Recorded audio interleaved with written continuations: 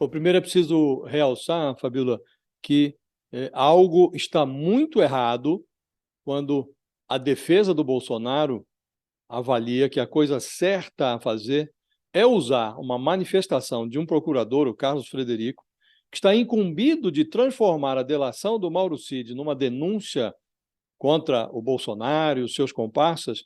A defesa enxerga nas declarações do procurador elementos, matéria-prima para desqualificar a delação. Algo está muito errado. Agora, do ponto de vista prático, a Polícia Federal está compondo um quebra-cabeças. E a Michelle e o Eduardo Bolsonaro surgem como novas peças nesse quebra-cabeça. Mostra a investigação que o Bolsonaro, ele próprio, um golpista inveterado, estava cercado de golpistas. Lembro de uma entrevista que o Bolsonaro deu à nossa colega Mônica Bergamo. Ele disse que o Mauro Cid é um filho para mim. E só quem conheceu essa antiga primeira família por dentro, com o marido imbrochável, a mulher ajudadora, uma prole impoluta, só alguém assim, como Mauro Cid, pode experimentar a extraordinária sensação que é um dia se livrar de toda a farsa por meio de uma delação.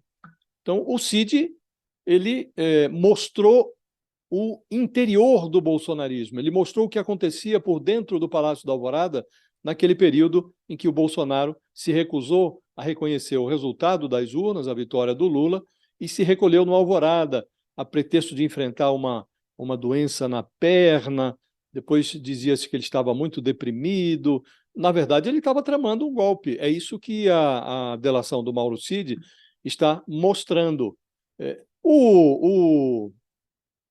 O Mauro Cid, ele arrasta o Bolsonaro para dentro do livro do Gênesis, quando ele conta para a Polícia Federal que a Michelle e o Eduardo Bolsonaro integravam esse bloco que ficava cochichando o radicalismo ali nos ouvidos do Bolsonaro, né? Estimulando o personagem a dar um golpe.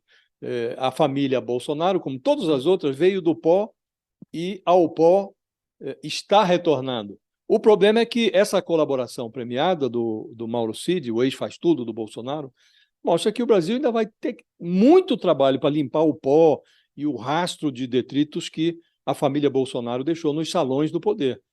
A democracia, Fabíola, não será restaurada enquanto esse lixo todo não for varrido para dentro de sentenças criminais bem higienizadoras. E o que se espera é que o procurador Carlos Frederico pare um pouco de se comportar como fornecedor de matéria-prima para a defesa do Bolsonaro e comece a folhear a delação com uma disposição de alguém que está decidido a cumprir a sua obrigação.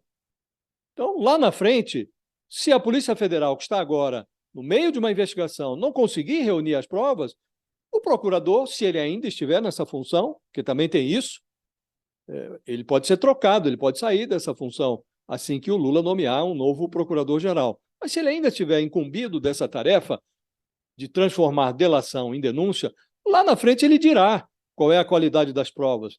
Agora, nesse instante, nessa fase da investigação, acho que ele presta um grande desserviço ao fornecer matéria-prima à defesa do Bolsonaro, desqualificando uma prova que ainda está em fase de formação, Fabíola.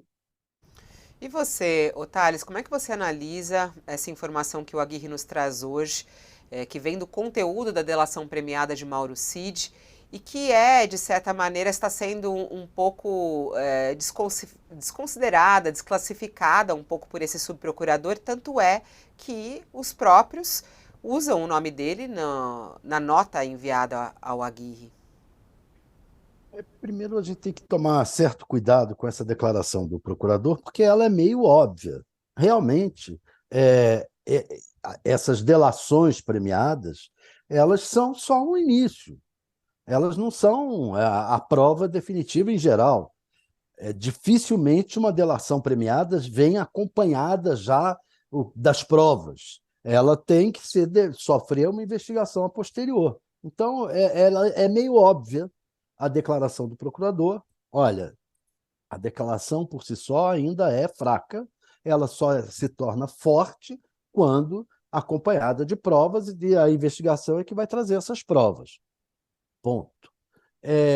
Agora, quanto à informação em si, ela se comprovando, e não há por que desconfiar que não venha se comprovar, de que o Eduardo Bolsonaro e a Michelle eram incentivadores do golpe, ela é uma informação preciosíssima, preciosíssima.